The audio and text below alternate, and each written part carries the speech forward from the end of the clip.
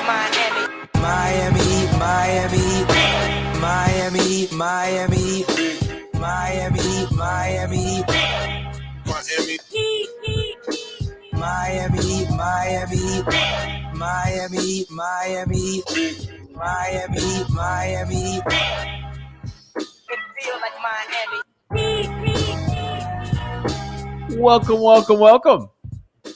to the quarter season edition episode of the Heat Beat Podcast. I'm Giancarlo Navas, and with me today, we have Stream Beat co-founder, 2K coach, Franky G.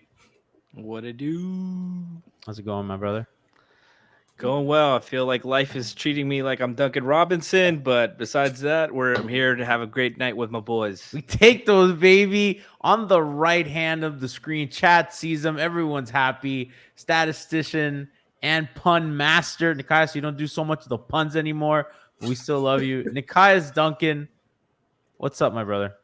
Hello. Happy to be back with y'all. It has been a minute. Hope you're doing well. Ready to talk some Heat basketball.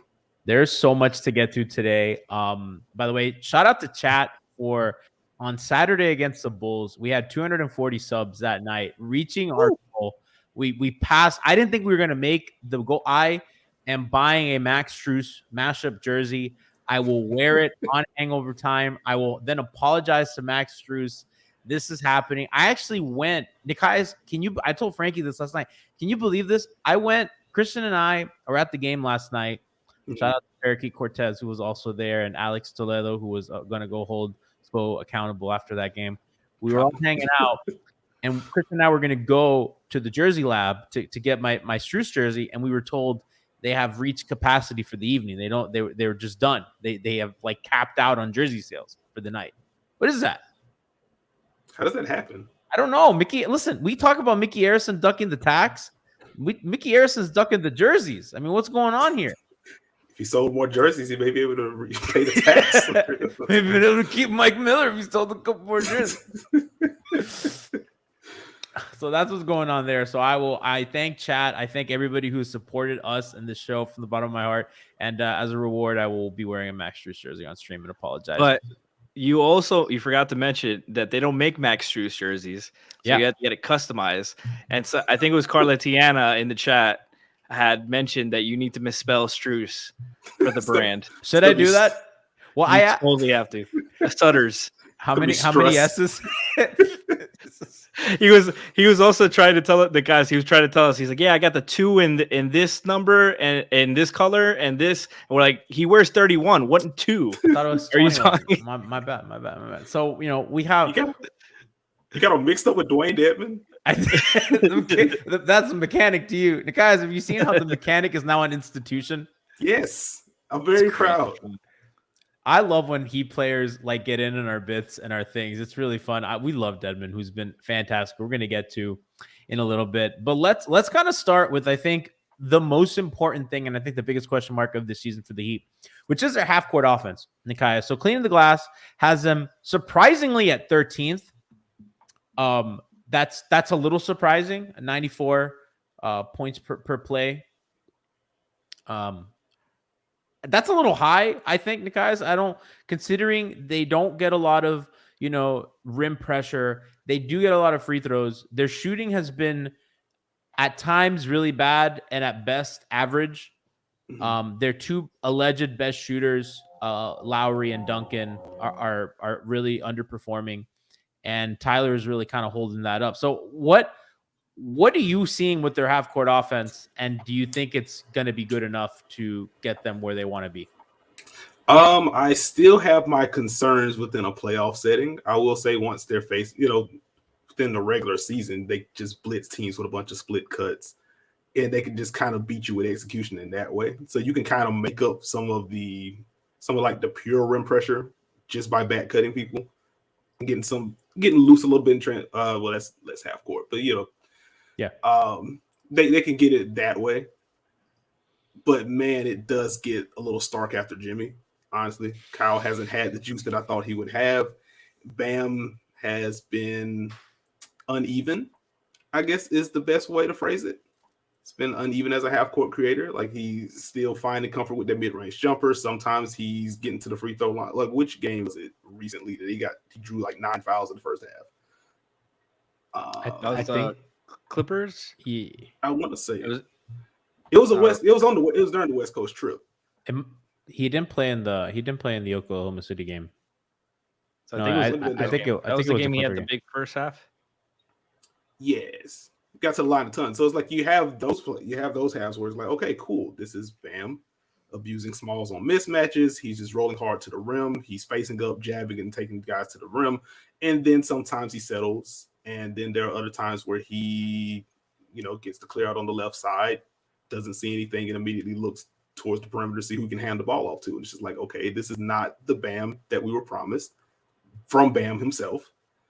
And so it's becoming a little bit of a meme for me, where it's just like every other game I know I got to be more aggressive. I know I can't have these slow starts. It's like, okay, stop it then. What's going on? What are we? We're all trying to find the guy who did this. So I will just so like at a certain point, I think we all would like to see that aggression meter just kind of stay at an 8, stay at a 9, get to a 10 at some point. What do you mean by aggression meter? Because I think the conversation on Twitter today, and Franky, I think we've been nauseated by it all day, and we've talked about it in our group chat. What are you? Because like everyone's arguing, well, the field goal attempts and the pass. What do you mean by aggression? Like I think it manifests easily in shot attempts, but even with that, like just play with force because he is a good passer. So, like, I'm fine with a 12-shot Bam game if he gets this face-up jabs, attacks the basket, if he doesn't see he's kicking it out to someone because the defense rotated. I don't like the 4 or 5 possessions I see a game where he doesn't even look to attack.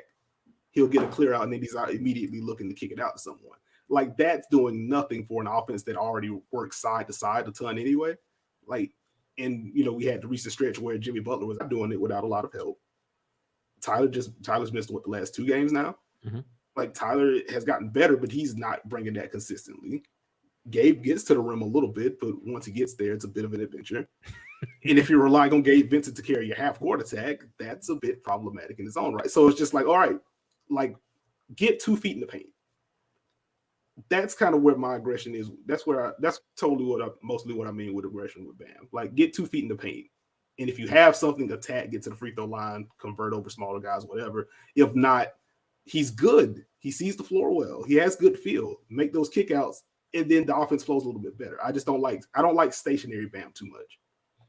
Franky, what's your take on this? Because I know that you were pretty passionate about this earlier. I feel like the Heat's agenda offensively is way too perimeter focused. I've been feeling like this for a while, for a couple of years now. It's way too shot hunting for the role players, for Duncan Robinson specifically. It's not Duncan's fault. It's just the coaching staff feels like that's the best way to get their role players going. And while Duncan Robinson is a very important player with the gravity and the 3-point shooting and opening up the driving lanes, I feel like they haven't done enough to help Bam Adebayo out in creating shots for him, good shots, rhythm shots. You see those like a lot of his offense is coming from he has to create on his own. He has to get a mismatch, do something there. He has to catch the ball and go himself. There's never anything easy for Bam Adebayo, who 2 years ago was a pick and roll big man who couldn't finish a layup, who we don't talk about that enough, who couldn't finish anything besides a dunk. And now he's asked for a team with championship aspirations, he is asked to create isolation shots over and over again. And in the playoffs, we saw that it wasn't pretty. He had no confidence in it. He had no rhythm in it. He has no idea what to go to. And so what does he fall back to? He falls back to the dribble handoffs. Because what has been instilled in him is look for the dribble handoffs, look for this, look for that. When we don't see enough to give him some momentum. And I'm not talking about screening for him 15 times a game. I'm not talking about that. It's get him a couple easy baskets, get him some confidence, get him going downhill, get him some possessions. Why does it take 5 possessions to get him the ball going downhill in the pick and roll? 5 possessions to start the game when it's 2 to 15, like it's stuff like that that's maddening to me. When you rely on him so much, and he has never been this guy, you're asking this guy to develop on the fly and with the hope and fate of this team on his shoulders. And it's like he says, you have to be patient with him to develop. Big men are notoriously the slowest guys to the slowest position to develop. They take the most time, and you're asking this guy to be from a pick and roll big man that we hoped would be Clint Capella and not Epe Udo. Shout out Nekias. But now you're asking him to be, your Kevin Garnett franchise player, and he's a great player already as is. But the expectations and like we brought on Kyle, we made a big deal of them not having a point guard last year and not having somebody to create those shots. They brought Kyle Lowry on, and he's not getting he's creating his own shots more than ever. He's got a career low field goal percentage assisted on, and that's the opposite of what I was hoping for. So Bam Adebayo as a roller is Miami's 5th most used action via Instat, behind Hero pick and roll handler, that's 1, Bam post up, that's 2, Robinson catch and shoot, that's 3, and Butler pick and roll handler, that's 4. I think that if you want to be a good by the way, Hero has 152 reps as a pick and roll handler. The next highest play is Bam post up at 82. That's kind of insane that Hero's almost doubled that. And Tyler's been really good, and we can get into that later. But I do think if you want a better offense, I think Bam as a roller needs to be a more used thing than Bam as a post-up guy who, yes, Nekias, I don't know if you agree with me, he's just flat out not good. And his numbers are bad. I think he's in the 30th percentile now as a pick and as a post-up big, and that's mostly off switches and advantages. Yeah, so I guess first I want to make sure that I want to make sure I'm understanding you. So when you say post up, is it just him as a scorer or just using him as a post hub? I'm just going by Instat most frequent plays in the offense. So that's what Instat generated are those things. Okay, if we're using Instat, I think that's going to include like the pass outs and stuff. The pass outs and stuff. Okay. So I'm generally okay with using, honestly, if you're going to use Bam with these split cuts, like honestly, I'd like to see them run it a little bit lower on the floor. So then if you're running your split action, then still fine. He can make those passes. And if you want him to attack, then it's one dribble and go. Or it's a shorter jumper for him if he wants to face up. So maybe that's a slight adjustment you can see in the offense. Again, get closer to the paint, get 2 feet in the paint, force some rotation, force defenses to make decisions. So like even if you're switching a bunch of stuff, if you slip up, you're even more of an inner danger zone if you mess that up. And if you're go ahead. No, go ahead. I was going to give a stat. Go. I was just going to say, like, even if you do have the situation where they run something, you get a small switch on the Bam, and then you get to that post split or just a regular post-up for him. If he misses, he can just attack the offensive glass again. He's closer to the basket. Like, all of that seems to make sense to me. Like, you're already, like, you know where PJ Tucker's going to be in the offense all the time.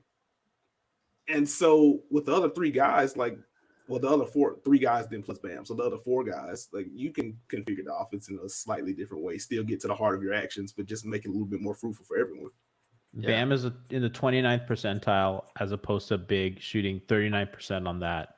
That is awful. What you got, Franky? But in regards to that, how many possessions in the last 5 years? This is his 5th year, 5th or 6th year now. Yeah, 4th or 5th. How many possessions of those last few years has he been doing the post-ups against mismatches? It's 5, by the way. It's year 5. Year 5. But how they didn't spend any of the, like barely anything of that, looking to get him involved in the post-up. So now he's doing this for the first time, really, and he's asked to do it at a high level. Otherwise, the ship is gonna sink. And he's never, like, this is why when you're a bad team, you should be catering your offense to the young guys, and instead of going Dion Waiters, Rodney Magruder pick and rolls when there's a guy who is your future on the team. And not to rehash all that stuff, but this it all comes back to that ultimately. Now he's developing it, and you need him to do it, and you can't take these lumps because your team's is relying on him to be this scorer. He has no time to develop because if he can't hit this shot, then the team can't hit more than 90 points, and we lose. I'm with you. I mean, I think and I'm guilty of that because I kind of looked at him as the high end being like an Amari Stoudemire on offense. You know, maybe that was unfair of me because Amari is just one of the most.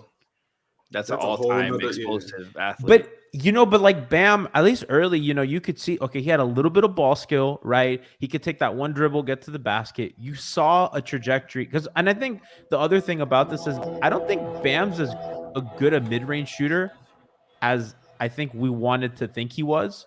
I think he was on that trajectory, but he just hasn't been. He's shooting 37% from mid-range this season. Last year he was a 45. The year before it was 37, 35, 32. So maybe last year was a little higher than normal. We kind of thought he would continue that progression, but he hasn't been. So he doesn't have the jumper like a guy like Amare. And I don't think his finishing is as explosive as someone like Stat. Part of that could be his knee stuff. Part of that could be the overpassing. There's a lot of things that are that, but I think what he is just one of the most special passers, especially at his position in our league. And I do think that if he had a little bit more shooting around him and a little bit more downhill pressure, it kind of eases the offense for him in particular. And I think, kind of to Franky's point earlier, I think they depend on Duncan to grease the offense for people rather than people grease the offense for Duncan. And I think that that's a fucked up kind of way that they do things, part of it by necessity. But Nekias, I feel like that kind of throws everything out of whack, including Bam. I think in theory, this is what Kyle Lowry was brought in for, at least within the half court lens. Yes. Mm-hmm. Like, he should be the guy that makes this go from a dribble handoff first team to a pick and roll first team. And like, just zooming out, like you head into the season, I'm just like, okay, cool. We're going to see a bunch of empty corner, Kyle Lowry, Bam Adebayo pick and rolls. If you mess that up, Kyle's going to pull up for three, or Bam's going to be rolling into an empty corner and he can dunk on you, or he can make the extra pass to the opposite side of the court. And right now, Kyle is not knocking down shots the way we thought he would. That's probably going to come back. And the other part is Kyle isn't getting to the rim like we thought he could either. And so now, if I'm a defensive coach facing Miami, it's like, okay, cool. Even if they want to go empty corner, I'm just going to switch this. Kyle's not going to beat the switch. And if Bam's posting up, it depends on what night it is. So that just kind of throws things into whack. And again, you have Duncan Robinson, who has been this lethal offensive weapon for you for 2.5 years. And now it's even more of, I guess it's even more imperative from Spo's perspective to get Duncan going because he's struggling to this degree. So now it just feels like a double whammy of sorts, to where you have to lean on him more than you thought you would this year anyway. And now he's struggling, so you want to get him back in rhythm because there really isn't another alternative to it. And so we're all just kind of waiting on Duncan to get it back together before they even have the option of shifting things over to more Kyle stuff if necessary. Before we pivot a little bit, because I kind of want to talk about things that they do well on offense, because there's plenty that they do well. How do you foresee this switching thing going for them? Because I do think Kyle has done a good job of attacking bigs on switches. I thought the Clipper game was a good example of that. And I just think in general, he's, other than, I think on the team straight up, he's the best at hunting a big. Jimmy hunts smalls, Kyle hunts bigs, right? So I think that he's been good for that. But I think any other switch absolutely neuters their offense. I even think Jimmy quietly isn't getting by guys like he used to. Jimmy's having a career year again somehow, but he's just not beating dudes off the dribble, and that goes back to last postseason as well. I see Franky shaking his head. Oh no, I was reading something else. Sorry.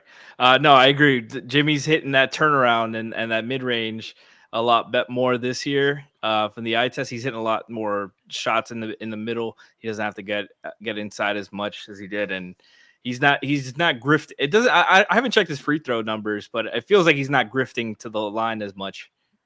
I think he's still leading the league in free throw rate. Is he? Yeah. Like, he's been I feel like he probably has like a lower percentage than I thought. But no, but to your point, they really still miss that downhill threat, man. We've been talking about that. Like, Kyle's helped their defense a lot, and PJ have helped their point of the attack. But offensively, man, there's really nothing going downhill, nothing easy buckets. There's not, like you talked about. Imagine this team with like 09 Dwayne Wade instead of Jimmy. That was mean. I was like, oh my God, Lowry would have the time of his life just playing off ball and bringing the ball up, give it to D Wade and just spot up and shit. And yeah, and direct the offense. He would love that shit. But man, it's tough because Jimmy's so important to this team, and I like him playing off the ball. he's looked a lot more explosive this year than he did last year. And a lot of that is Kyle. He looks rejuvenated when he's in the lineup. I mean, he's already missed like 4 or 5 games already. But I don't think there's an in-house solution really to get to the downhill threat right now. Jimmy's third in free throw attempts per game, behind Embiid and Giannis. I hate to sound like a broken record, but like the rim pressure really is the big thing for me with this Heat. Like that was coming into the year, like I was pretty high on Miami, but I was like, okay, if there's anything that's going to kind of thwart things, it would be, can they get to the rim? Like I knew Kyle would help, but even Kyle with them helping, like he isn't a pure like isolation guy. He's not a pure beat you off the dribble guy. To G's point, he has been doing a solid job against bigs, but even then, he may get inside leverage, but he's not dusting these dudes either. No. Yeah. So he's Kyle Lowrying them. There you go. So in terms of in-house solutions, like this is why I've been a little bit intrigued with what Gabe Vincent's been doing the last couple of weeks. But again, like he's not the answer to that question. But I'm glad that he is. Namdi. Say no. The other guy that's the solution. Number 4. There's one Victor Oladipo who is allegedly on the roster. He was shooting. Did you see? He was shooting on the court pregame yesterday. That was the first time he had done that. Jimmy has the exact same free throw rate as last year, like literally down to the 10th of a percentile. That's actually funny because they play even slower, so he's technically probably getting more per attempt because of the rules. That's really funny. Dang, he had a 69.3% free throw rate his first year with the Heat. Holy shit. I love how the rules just have not affected him at all. He's still he's all shoulders and elbows. Like it just doesn't matter. You know, he kind of reminds me of Kawhi in a sense that it's like they're just so strong, and they're not like LeBron and Bam strong that you look at them like, oh man, those are big motherfuckers, right? Like, but like they're kind of they're like slender, but they're strong. And like Kawhi will truck a dude and they'll end up in the first row, and Jimmy the same. They're just incredible to watch. Just the truly height of the sport in terms of physicality. You know what my theory is about Jimmy not like his free throws is that he's legitimately like squares to the basket when he'll get the contact and square to the basket, try to hit the shot. Like guys like that it's been really harping on and affecting, or guys that like will feel the contact and just throw it up like it's not a basketball, doesn't look like a basketball play. Also guys that get foul taking jumpers. Jimmy, that was not really Jimmy's thing. It was more go to the hole. Jimmy takes hard falls too. That's the other thing. That's why he's out with a tailbone. Like D Wade, like I was always scared. I was like, Dwayne mastered the falling on your butt. Just great. Just Jimmy hasn't done that yet. Huh? No. It would appear Jimmy hasn't done it yet. Yeah. Jimmy falls on his back. Yeah. Hard. Boom. You know what I mean? Like you hear that. Shout out to Ryan's in chat for the Prime sub. We appreciate that. If you have Amazon Prime gives you a free sub to use. So if you use a sub, you can use our emotes, including our Mr. Deadman emote, which is our most popular. You got the Camby, you got the Tyke, you got the Alf, you got all the good stuff. So if you're an Amazon Prime member, you can get a Prime sub. I'll put the link in chat so you can have directions, and it's just one click and you're good. Let's talk about what they do well, because they are a good team. And I feel like we discuss this team, and I think part of it is expectations, right, Frankie? Like we look at them, and it's like, and listen, I'm the one that did the rants and banged on the table and said this team is title ready, right? Like, you know, let's we're all guilty here, but they're a good team, and they have expectations now, and they, you know, they're all in with the team that, you know, 2 of its 3 best players or 2 of its 4 best players are over 30, and like late, you know, one of them in his late 30s, so you know they're pretty all in. So you know, let's talk about the things they do well on offense. I think like any SPO team, you know, they move without the basket. They move without the basketball really well. I mean, it's almost like Golden State ball, where it's like constant motion and cutting. And as Kai's talked about, the split actions. I love their empty side stuff. And it's funny because they do it more with Jimmy than with Bam. They have Jimmy as the empty side screener and Jimmy as a roller. I still think he's the number 1 rolling player in the league, points per possession, which is just incredible. I think the heads up stuff from Lowry, you know, off misses is huge. And we're going to get into their defense in a second. But Nekias, what on offense for you is like, you're just like, okay, like they got that shit down packed?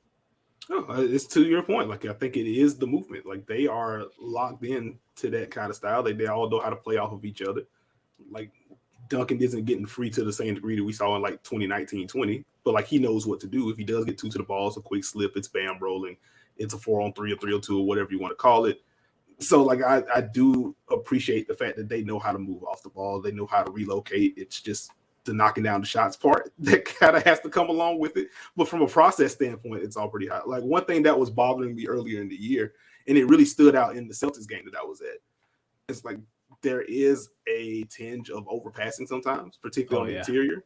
Like for them to have the plus pass that they do, Kyle's a really good passer, Jimmy's a good passer, Bam's a good passer. They try to thread the needle so often. It's like they the bad things that they know how good passers they are, and so they just try stuff that they probably shouldn't try for an offense that doesn't have a super large margin for error. But even with that, like Lowry pick 6. But like even with that, like I do, the collective IQ is obviously there. I think that's kind of where I'm at with their offense. I do like the way they move. PJ has been spectacular. I know you highlighted him in his piece. One of my favorite things that Miami does. So, as you kind of alluded earlier, we all know where PJ is going to be in the offense, right? Because my man's plopped in his corner. I love when he runs hammer screens for Duncan. So that way you get the relocation from Duncan, you get PJ in a spot, so you have the set right, and then you get him in motion. And I think he's been surprisingly really good from other spots of the floor this year, not just shooting, but kind of putting the ball on the floor. The PJ push, shout out to Nekias.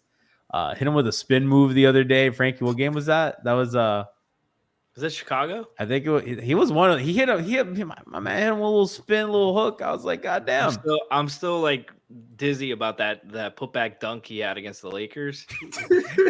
We all thought it was someone else. And Coop, I'm so glad Coop said it because I didn't want to say it. Coop was like, I think Coop said he thought it was Bam. He's like, I was so sure that was Bam. He got so high. I was like, this is PJ Tucker? What? It's the shoes, man. It's the shoes. I can't believe he's dribbling. That's where I'm. Oh my God. And finishing. I thought it'd be like Danny Green level bad. Oh my God. No, he's like been that bad. That's the I know. It's just he's like in transition, like catching a hit ahead and going to the rim instead of like I'm so used to Andre Iguodala like catching the ball on the hit ahead and dribbling it out. And that PJ going to the rim and like he's all shoulders, so he's just boom and getting a shot off. It's not always pretty, but he's getting a shot off. I have an interesting question for Nekias. Do you think PJ Tucker has been a better basketball player than Duncan Robinson has this season? Probably, yeah. That's kind of wild considering, and I don't like making this a contract thing on Duncan, and I love Ethan and I love all the guys on 5 on the floor. I super disagreed with his tweet today about, Duncan and the contract and the production. Maybe he has some pressure, but that is pretty crazy because I had asked Siobhan in the chat to rank or like, do you have Duncan? Where do you rank Duncan? And we kind of all agreed on 5 or 6, right? And I'm just like, is PJ? I was thinking, and yesterday I was like, I think PJ might be better than Duncan this year, which is a little insane. A little insane, and also a little bit of a problem. Like you obviously take the production from PJ. But also, Duncan has to knock down some shots at some point. Yeah. I mean, I'm not. Are you worried about that? I'm not worried about that. I think he'll get there. Read the article. I was going to say, here's a segue. Today's been a busy day, okay? You guys saw preview. He literally posted it in the chat like 5 minutes before we went live. Yeah, like, it just drops. It's not your fault. But no, like I'm not super concerned about Duncan the shooter. Like the shots are going to fall. I think one of the stats I cited in the piece on open shots, which NBA.com defines as the nearest defender, like between 4 and 6 feet away. Yeah. Like he's shooting 33% on those, and he was at 41% last year. And those are the open looks. And I think he's been around the same level on wide open shots, which is 6+ feet. So like if those fall, then it normalizes. Like maybe he gets to 38-39% by the end of the year, which isn't the 40 that we're used to, but like that's still really good considering the volume he takes. So like he's gonna be fine. And the home road splits are insane. Like he's shooting 38% on the road, he's shooting like 20% at home. Like that's gonna correct himself. They got a home stand now, so I feel like he should get. Hopefully this is the time where he starts getting it going, so the fans can like ease up because I feel like I get so annoyed about the contract talk. We still talk about this like this is 2010. Do you guys remember the big three? They signed for like less than like $70 million. Like Duncan Robinson the inflation on the salary cap is way higher. These contracts are not the same what they used to be. This is like an $8 million, $10 million contract back in 10 years ago. This is essentially what that is. He's getting like a fifth of the cap, less than a fifth of the cap. I think 15 mil. It's not a bad contract. It certainly looks better than the Bertans deal. Have you seen him? Woof. Has not been great for Davis Bertans. Oh, poor Davis. And that was just, kind of aside. My sneaky take is I think the Wizards are more for real than the Bulls. You think they're more for real than the Bulls? I think they're more for real. I think their defense is absolutely legit. I think hashtag they too small Ernie for the Bulls. I think Lonzo defending power forwards is alarming. I think there was a Knick game. The damn Knicks. So by the way, Nekias, I owe me an apology on that. I turned out to be right so far.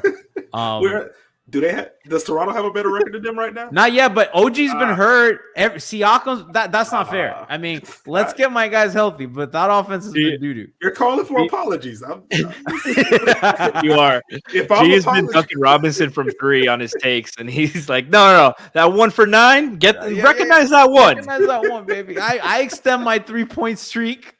But no, like Chicago is incredibly small, and I'll never trust DeMar DeRozan in the playoffs. I'm too scarred. I'm too scarred is a hilarious sentence from a Heat host, but it's fine. But no, I'm like super impressed by Washington's defense. Like they're really good. Vooch didn't look as good as he's normally have. I don't know what he's battling or if he's battling anything, but that was another thing that like I felt like he should be a layer to their offense, like a release valve, and I've never seen Vooch play that bad against the Heat, so it was a lot to take. This is a lot of Bulls talk. I don't want to talk about Chicago. I know.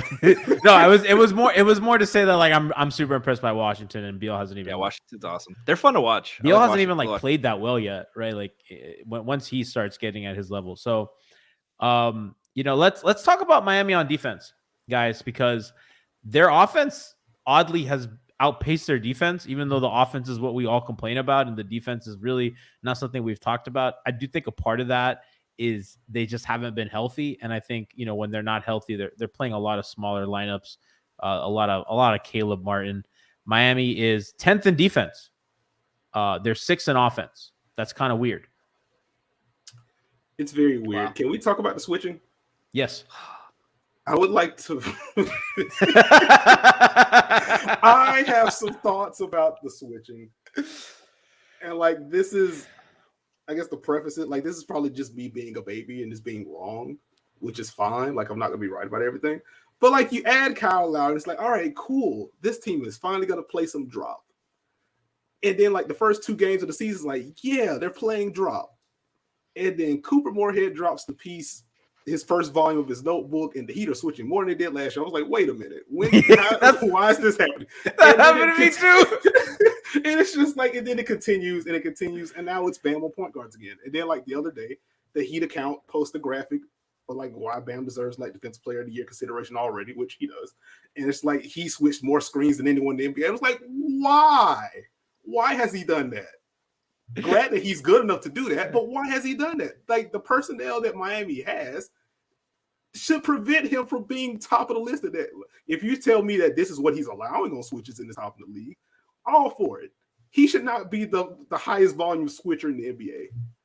That's not what Kyle Lowry was brought here for. Well, I guess it is what he was brought here for. They're 10th in defense for a reason. They go more zone than they do drop.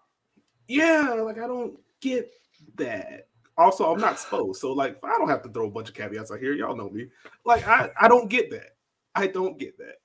Franky looks like he just got some bad news on his taxes. It's just so maddening, bro. It's because it doesn't even make sense. We talked about this last night on the postgame show. It would be one thing if he's switching on to guards like Damian Lillard or Steph Curry that you're afraid of them pulling up from deep. But when it's Monte Morris, who you want him to beat you with 25 points. If he hits you 25 points, you tip your cap to Monte Morris, the Cyclone legend. But to give Jokic the mismatch all night inside on purpose with 18 seconds on the shot clock, you're veteran team that is already down 3 rotation players at home, your two best scorers, like you're just making your life so damn difficult. And I can't blame Bam. I can't blame Spo because I don't know who's at fault. I'm blaming both of them. If only there was somebody in the media room to hold them accountable. Find that guy. Gotta find him. He's taking pictures with Giancarlo after the game and during the game, mean mugging. I don't know. It was funny, Nekias. So we're hanging. Alex Toledo of 5 Reasons. We were hanging out at the West Plaza right after the game, and Alex puts on his media credentials. He's like, time to hold some people accountable. Just walks into the press room. I'm so proud of Alex, man. That's my guy right there. Me too, dude. The work that dude's put in. He's like truly one of the good ones. I imagine Alex doing that, just going straight for the buffet and leaving. I think Ethan made him go to the Nuggets locker room, so he couldn't hold Spo accountable. He had to go hold Jokic accountable. Did you see that video? Uber driver after to go to Brickell. Jokic went on South Beach, and apparently it's at some club. He was partying after the win, and then the DJ started playing the Serbian national anthem, and Jokic was if you're a club owner, you can't do that. You just can't. I saw someone comment and then say, because then I saw somebody, I want to credit her on social media. She's really funny, but she's like, Molly? This is Molly. Molly's like, this is Jokic's city for one night. And then somebody goes, it's anyone's city if they buy enough bottles. It's true. And it's absolutely true. Look at 2011 flashbacks, man. I got 2011 flashbacks of the Mavs celebrating in Miami at was it Live? Yes. God. Live on Sundays. On a Sunday too. So well, yeah, okay. So the switching deep flower, we got sidetracked there a little bit. Sidetracked with jokes. So the switching Nekias gets super frustrating to me too. And for everything that Franky said, I think it somehow not hurt their rebound. They were like the best rebounding team early in the league. They're still really good. Their defensive rebounding is third. Their total rebound percentage is second. Their offensive rebounding has slipped a little bit. They were the best in the league. Now they're down to 6, but I think that's part of injuries. I'm not super, because Jimmy's missed time and Bam's missed time, and the knee. I think Bam's knee at times hasn't looked super great. And Markieff, low key, it's been they went from a 6'10" backup, 6'9", 6'10" backup power forward to 6'7" Caleb Martin. Yeah, so I want to be upset with the switching, and I agree with you guys, and I like them to run a little bit more drop. Especially when we saw in the preseason and early in the season, as Nekias said, they were doing it. Kyle was sticking on Trae Young, right? Fighting over screens, kept Bam in a drop, was able to contain the roll man. And Miami's really good at preventing shots at the rim. They're still one of the best. They allow the 3 least amounts of field goal attempts at the rim. Their defense is obviously good, and when they have their whole team ready, right? When they have PJ, Kyle and Jimmy on the floor, it's hellacious. They're really good. They do all the right things. I'm not so concerned with it because I do think in the playoffs, particularly in the East, so when Jimmy, Bam, Kyle, and Tucker are on the floor, the defensive rating is 100. Take that out of 100, like that's what we thought, right? Mm-hmm. So when those guys are healthy, when those guys are closing games, I'm not too concerned, and I think that's why most of us haven't talked about the defense a ton. But I think in the East, when you look at the Nets, when you look at the Bucks, even a team like the Bulls, right, and the Wizards, those are all teams that you're going to have to switch against, and you're not going to want to run a ton of drop, maybe a little bit more against the Bucks because I think they have some shaky jump shooters. But, I mean, we've seen them win by switching bigs onto Giannis and kind of with their help and kind of forcing those guys to be passers, which I think is just generally the Eric Spoelstra strategy. I don't know how you guys feel. I don't like the over switching, but I think for their conference, it makes sense at least. Yeah, I get it. Like, part of why I'm not like capital M mad about it is because like Spo does use the regular season a lot just to kind of get things in order. So like it's a good thing that even in preseason and early in the regular season, like we saw that they can go drop. So it's in the bag. I just want the bag to be a little bit more open. Like I'm watching the New Orleans game from a couple of weeks ago, and they're like trapping every pick and roll. And it's like, why are you doing this? And it's like, oh, right. New Orleans doesn't have a good offense. So I guess if you're going to drill the rotations and stuff, it makes sense to do it against a bad team. So then once you face if you get the Hawks in the playoffs and you have to go to that, then you're already kind of ready for it. So like Spo does that kind of thing too, and I have to take that with a grain of salt. But man, I don't want to see Bam switched out on the TJ McConnell.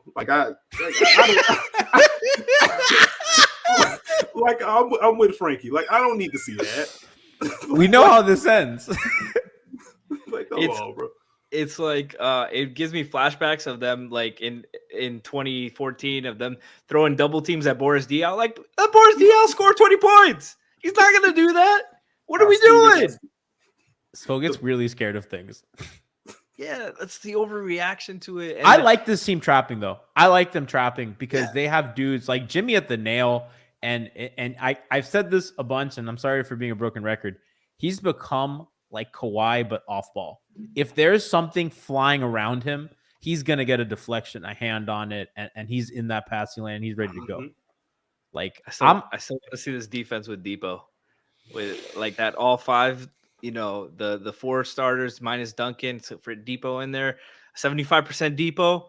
If we got the Depot defensively that we saw in Miami for those like 5 games, as the second second guard in that lineup, oh my God, that's gonna. I don't know how they'll score, but I don't know how other teams will score. I mean, at this point, Depot can shoot better than Duncan. I mean, Kyle for that matter too. Yeah, exactly. He's probably the best shooter in that lineup today. Nekias, what do you make of this? Kyle, PJ, Bam, the starters, 98 defensive rating, right? Really good. You sub Duncan for Tyler, and all of a sudden your defensive rating is 123. That's one. Are you looking this up on PvP stats? I am. Can you give me the opponent 3-point numbers for that? Opponent 3-point numbers for the Tyler lineup is 38%. Okay. And for Duncan, it's 33%. Okay. I think some of that is noise from the collapses against Utah and some of their other super duper blown leads. It's obviously a lot fewer minutes, because the starters have played 185 minutes, and I think that other lineups in like the 20s, right? So it's not totally fair. Oh, shit, the 20s? No, it's a small sample, but it's an alarming, from 98 to 123. Yeah, that's very stark. But like that was my first guess. Like, it has to be some 3-point shooting luck. Yeah, that 5% in the 20 minutes could swing that a lot. No, I mean, it's surprising that they haven't gone to that lineup a ton. That is, I imagine, their best lineup, depending on what Depot gives you. At least right now, that's probably what you'd is their best chance. But that's their closing lineup, and that's been absolutely gassed. And those are the lineups that get clobbered by Utah and all those other teams. So it's a little concerning. I do think, Nekias, that Tyler's defense late in games has been an issue. I think in that Washington game, that was one where they're hunting that switch. They get it. And PJ starts having to cheat, and it's easy swing to, decent to good shooters. And then, all of a sudden it's a fire drill. Yeah, and in a case like that, and that was the closing lineup for that group, right? There was Kyle, Tyler, they dropped. But you want Tyler in a drop? No, I'm saying like have him fight over. So like if you're Beal, right, and KCP's going to screen for you, so you get Tyler in front of you, and then if Bam's on Kuz in the corner, right, because sometimes they go really small with Kuz at the 5, like then Bam has to cheat off the shooter anyway, so you're still getting your defense is still getting in rotation. I guess it's just a little later in the clock. Yeah, like I think just in a situation like that, like I'm just forcing those guys to knock down pull-up jumpers. It's kind of where I'm at, as opposed to you get the clean switch and then he's getting beat off the dribble.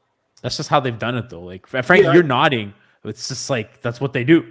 Yeah, that's what we're saying. We don't agree with what team. Guys, what team drops there? Like what team will drop their small? Milwaukee. Milwaukee. No, I guess I'm saying like if they were attacking, I guess my thing is I wouldn't want them forcing the switch. I guess. But like, what team? But okay, I got you now. They're going guard there.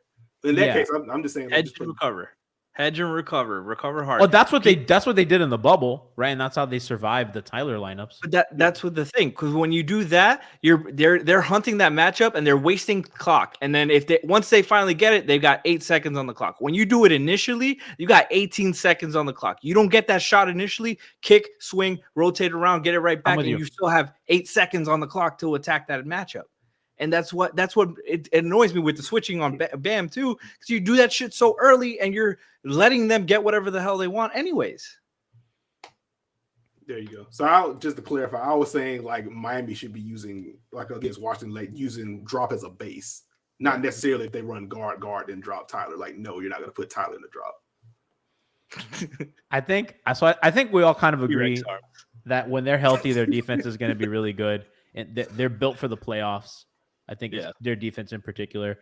I think some of their shit is really frustrating, as with any SPO team, but I think there is a method to the madness.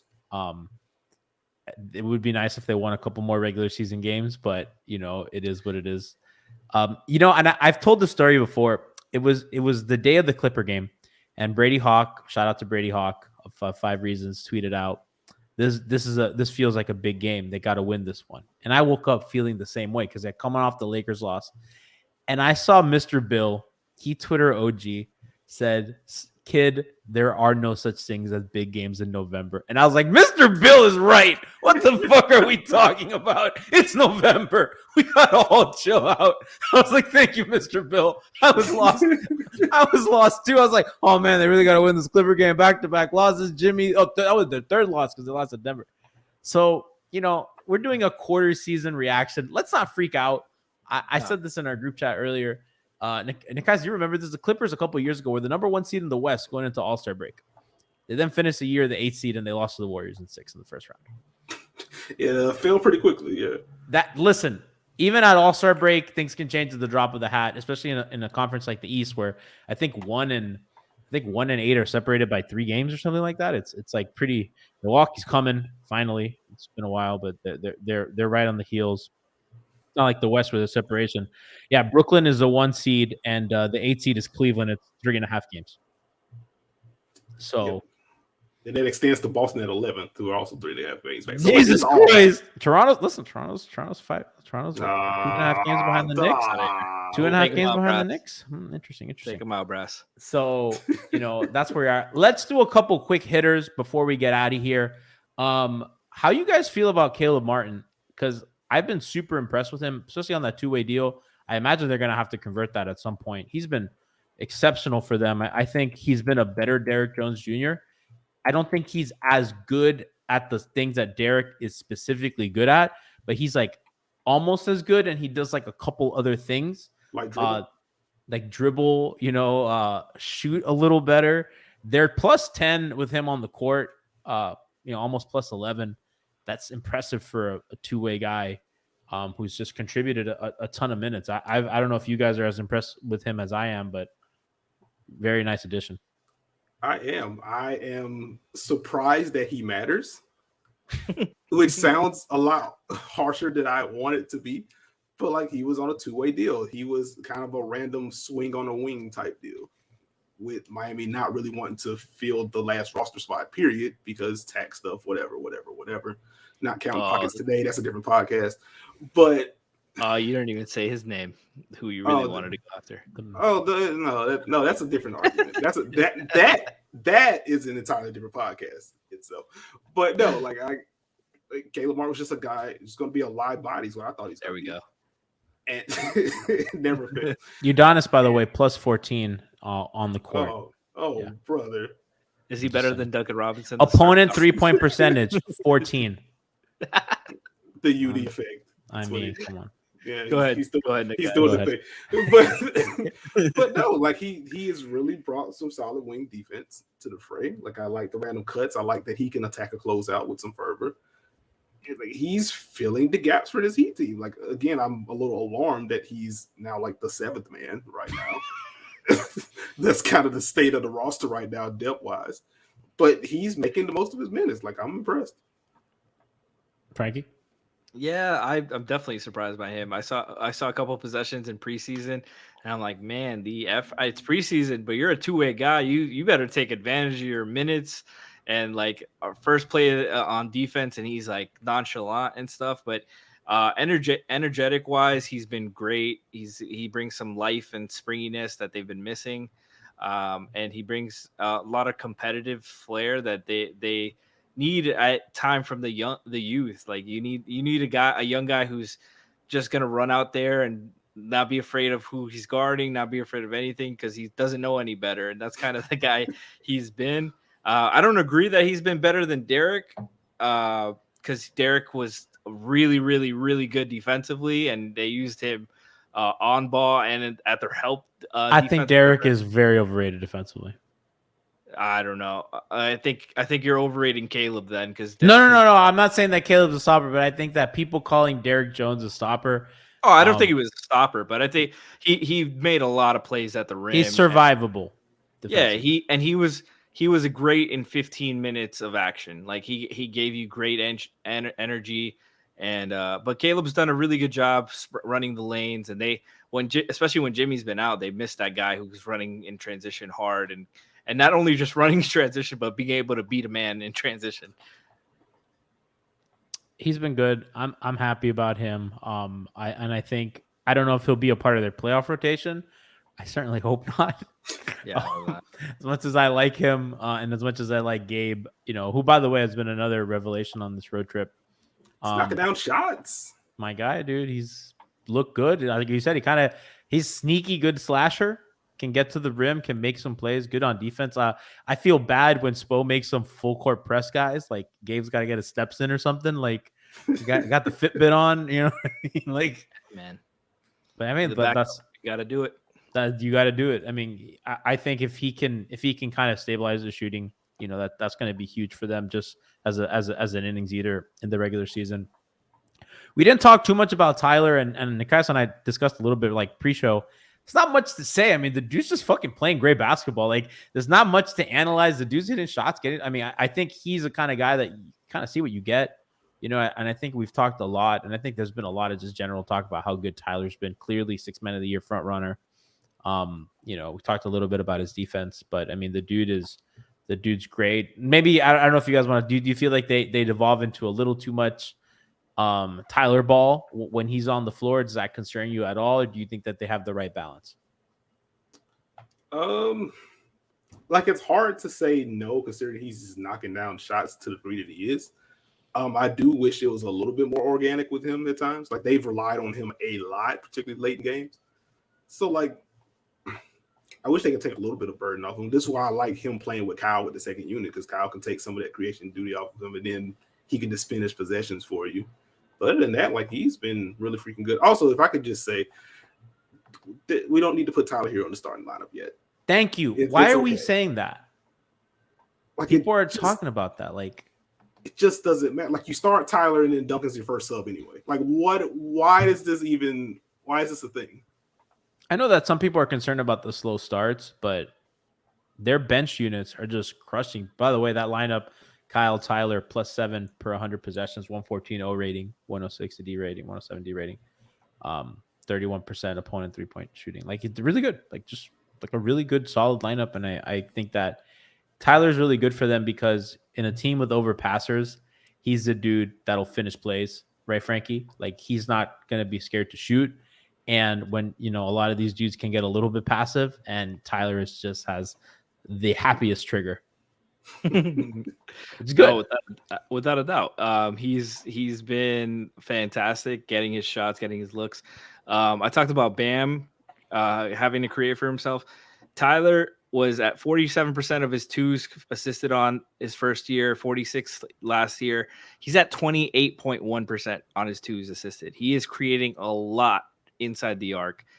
His threes, he's down from he was 78.4, 72.9. He's at 62.3 right now of his threes being assisted on. He's shooting at a high clip right now. He's at 39%, 39.8% from three. He's doing a lot. I like that Nekias mentioned the adding Lowry more to the second unit to help take off some of that burden. I am just concerned that he's not going to last, being heavily relied on like that. But without Kyle in the backcourt, getting those minutes and taking some of that creation burden off of him, who's going to create shots for him on the second unit? Tyler, by the way, Franky, 37% on pull-up threes, which is just a really good figure for him. 43 on catch and shoots. So that's where you want Bam to switch on him if he was facing him. Switch on Tyler, not Monte Morris. TJ McConnell. I just pictured TJ McConnell just dribbling by Bam, not even shooting the ball. He's taking a little 4-foot jumper. Creeping up on 50% pull-up mid-range shooting, which is just really exceptional for him. Outstanding. Getting to his spots. I want to talk about the close with the mechanic, our boy Mr. Deadman. But before that, let's quick on Markieff. What have you guys liked about him? He's been out. Hopefully he comes back soon. That's a scary injury. How have you liked his fit, Nekias? Because I was super out on him early, and I really came around. I was not a fan. He blew my expectations out of the water. Have liked I think it was Siobhan that actually did a video breakdown on him a little bit earlier this season about how he's kind of filling in those gaps in the mid-range area. Yep. And it's kind of relocating there and getting some easy release valve shots there. So like he's doing that. He's competing on defense. Have not seen. It's funny because like my thought for Markieff heading into the Denver game was like, okay, he's been better than I expected. We haven't really seen any of the antics from him either. He's just kind of just been being. What do you mean antics? That was a take foul. No, I'm saying, I was like, okay, we've really been kind of quiet on that front, and then all of that happens. Dirty play, and we have not seen, and he just doesn't have a neck anymore, I guess. So now we don't get to see Markieff anymore. So, yeah, they've hit on all these value contracts. Gabe, P. Strus, remarkable. Say his name. Strus. Franky, quick on Keefe. By the way, I think the most impressive thing about Keefe is Keefe and Deadman lineups plus 10 net rating, 125 O rating. That is the to me. Brothers. That is to me in 70 minutes. That's to me the most surprising thing, that those dudes on the court together have a fucking blistering offense. Keefe shooting 36% from 3 right now. He's better than Duncan, baby. Yeah, there you go. Per 36, he's averaging 2.5 offensive rebounds in those limited minutes per 36, of course. But offensive rebounds, that's another way where they were getting easy looks inside because he was crashing the glass. And it's bad enough you got to battle Deadman inside, but now another guy who's not afraid to throw his weight around, and Markieff is going to do so. And Markieff would crash the boards hard, and he's hitting those 3-point catch and shoot shots. He's attacking the on the slips, hitting that pull up shot, that mid range shot. And they were running some post up options. He's just a release valve. Like I thought it was a great value for a minimum deal. Like he's a guy who can score in bunches in different spots. He's not like a one dimensional shooter or scorer. He's just a terrible decision maker.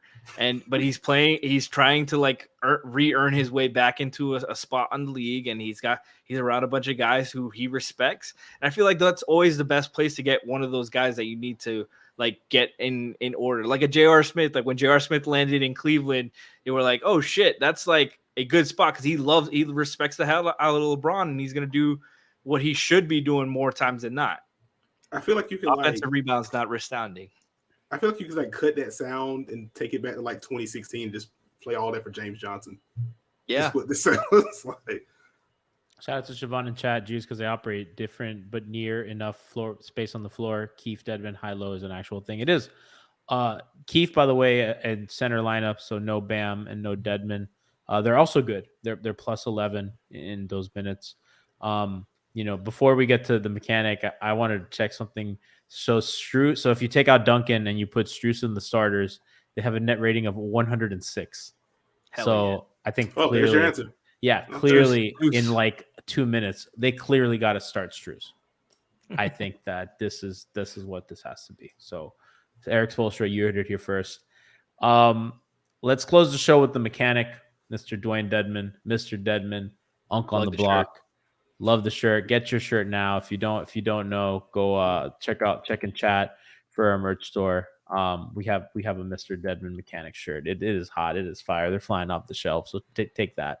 If you're a patron, you get 20% off. So check your Patreon discount code.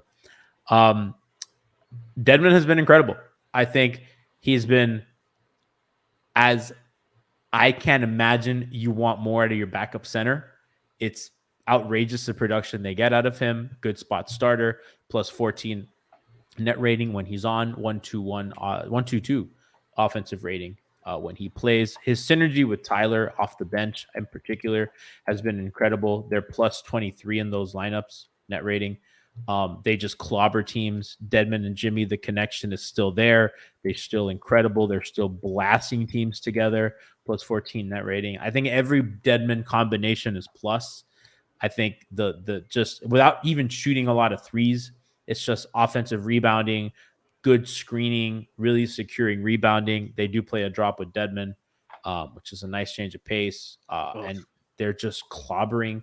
You know, when we talked about the Heat's one weakness was going to be depth, I think if anything, the show we talked about, it's not really a depth problem. They've had some injuries, and when their top guys are hurt, you know it's going to be difficult for any team to win. But they're getting like legitimate good production out of every guy on their bench. We talked Caleb, Strus, you know, Tyler, Keefe, all these dudes. And I think none more surprising than, I guess it's not surprising if you watched last season, but Nekias, I mean, with this guy, and I sing his praises because I love it. I see the Dedmon emotes in the chat. This dude has been outstanding for them. Two things. One, vindication. I was pounding the table for Dwayne Dedmon last year. Played well last year, played well again this year. Number two, you are burying the lead with Dwayne Dedmon. With all the pleasantries you spoke, you missed out on the fact that Dwayne Dedmon leads the Miami Heat in 3-point percentage this year. It's like 75%, right? Or 50? Shooting 60% from three. Let's go. Better than Duncan. We got trailer 3 Dwayne Dedmon back. I thought he was lost in Atlanta. Just don't even look at the volume. Alagas gets lost in Atlanta. But, tell me about it. But, shout out to Lou Will. Oh, goodness. See, that's where you end the show. But no, I've really enjoyed watching Dwayne Dedmon play, man. Like he's catching lobs this year. I'm just like, yo, you're getting 8 inches off the ground. You're still dunking. This is very cool. Younger than Jimmy. Like it's really good stuff. Like he just does the little thing. Like it's so ironic to me. If I could tap into my fandom a little bit, it's so ironic to me that he's wearing number 21 as he sets these bone crushing screens and frees all these ball handlers. Get him. It plays it drop and plays discipline and contest shots, jumping all over the place. It's a joy to watch Dwayne Dedmon play basketball. How did you feel about the ejection the other night? Soft ejection, IMO. Yeah, come on. He kicked the chair like 3 rows. When Dirk kicks a chair, it becomes part of his legacy. When Dedmon does it, it's suddenly a crime. That's all I'm saying. Like I get it, but also like, do it. Like maybe the chair had bad vibes. Did anyone consider that? That's what I don't even know what he was upset about that play. They don't either. They saw a chair flying. Let's get him out of here. He's been great though. I was surprised that his around the rim numbers are a lot lower than last year. I mean, it was also last year he shot like 70% around the rim, and this year, you know, he's a lot closer to like league average than last year. He was the 99th percentile at the rim last season. He was incredible. But he's shown a little more explosiveness, and he's after the preseason we were kind of worried about him because he kind of like he had the gout shuffle going on more frequently, and I can't believe we got that man to say gout shuffle. But he's been so fun to watch, man. Seeing him with Jimmy and Tyler set screens. I still want to get a peek at the Dedmon and Bam lineup. See it. I think I will be out 3 games. Carlo Tiana. I don't need to see that. No, just no. I want to see it. I don't need to see it. I don't want to see it. They already run. Listen, Keefe. I've seen Keefe and Bam. That's as far as I go. How do you feel about the Keefe Bam minutes? They're plus. It doesn't look nice, but They work. You know what I mean? Like I can't. A lot of Keith minutes don't. They're rough around the edges, but I mean, nice. huh? They don't look nice, but the numbers work. And I mean, they're plus. Do you think he's part of their playoff rotation? I think so, right? I mean, I know it's early. He finds his neck. That would be helpful for him to play basketball, I'd say. Their bench has been really good, but their bench has honestly been the best part of this season for them. A revelation. And that concerns me a little bit going into the playoffs because those cute bench lineups, you got to play your starters more and you don't get to play against second units as much. But it is good and I think for them in particular, it is good during the regular season for that to carry them. They can get some of their older guys a little bit of rest. They can survive. I think considering all the injuries they've had, I think this is as good a record as you could have hoped going in. I think if you were to tell me Jimmy would miss this many games, Bam would miss this many games, Kyle would miss this many games, I would tell you, okay, this sounds about 500. Mm-hmm. The fact that they're the fourth highest net rating in the league, second highest in the East, you take that. Mm-hmm. You absolutely take that. And I think that for people that are upset and are disappointed because they lose at home, to the Nuggets or they blow a lead against the Wizards, I think you guys have to understand that the NBA is a long season. And well, listen, if you remember those big three, 9 and 8 happened. They had home losses to every small white point guard imaginable, right? Like it was frustrating at all times, Wade hitting the damn basket at the end of that Oklahoma City game for that no call. The call by, I think it was Mike Tirico, the Miami Heat can't close again as they don't get a win in Chicago late game when they struggle with their execution. So I want the fan base to chill a little bit. This is a good basketball team with, let's be honest, 3 Hall of Fame players, in Bam, Kyle, and Jimmy. And Deadman's a fourth. He's on his way to Springfield. So I don't know. This is kind of what I wanted to close out the show with. Am I being like, I think I'm being fair. Like, I think they're good. They're going to be around a 50-win team. They're not going to be breaking any records, and they're probably not going to be a 1 seed. But as long as they can nab the 3 or 4 seed, I think that's fine. It's kind of where a lot of people projected them on the high end, right? It was like Milwaukee, Brooklyn, or Brooklyn, Milwaukee, whichever one, and then the second tier. And like if Miami's at the top of that, that's kind of where you want to be anyway. And like they're a team that's built for the playoffs anyway. So yeah, you kind of have to take what the result is. If they can somehow avoid, Brooklyn or Milwaukee in the second round, that's obviously the ideal. Probably not going to happen, but they're better than Chicago and they're better than Washington. Right? They're better than those teams. And Philly. I saw that Embiid almost died from COVID. Did I get that right? He said I didn't think I'd make it. Was he fighting a tiger or a lion? Huh? I don't know when to believe. You know how guys like to. I don't want to call anybody a liar, but like, damn, that's scary. Like very early on, because him and Tobias Harris said it at the same time, but Doc Rivers said early on when they asked me, I was like, "Oh, they're not doing well." I'm just like, "Oh, this is not one of those mild cases that asymptomatic." Yeah, and I think Embiid's vaccinated, correct? I think so. Yeah, it's hard to tell. After Aaron Rodgers, I don't know what to believe. Oh God, Franky, do you have thoughts on the? They've already asked me this. God damn it! It sucks. How did it feel to cancel Aaron Rodgers? The worst part was I wasn't surprised. He seemed like one of those guys that was like, I'm smarter than everyone else because I think outside the box. This is the Eagles fan over here. Yeah. Hey man, I need to get with Jalen Hurts. That's all I'm saying. Or your quarterback, Trevor Lawrence. Trevi. Yes, Trev. Yeah, he's good. No, he's not. He struggled, but he's good. No, he's good. He's good. He's good. But he just always struck me as one of those guys who thinks he's smarter because there's a lot of those guys who, because they're smart in one field, they think they have the key to being smart in every field. And he always struck me as that kind of guy. So I'm happy to just be a fan of him as a player and not. Aaron strikes me as a person who reads one book and is like, yeah, this is it. And this like he'll quote that book like all the time, but that's like the only book he's read. But he does it with a different group of people every time. They all just think he's just smart. Or maybe he only read the first couple of chapters, so like he doesn't even go past that. You know, like, oh no, and it's some like fake smart book like The Catcher in the Rye. It's something like that where he's like, wow, I've got this new perspective. I was thinking like Rich Dad Poor Dad.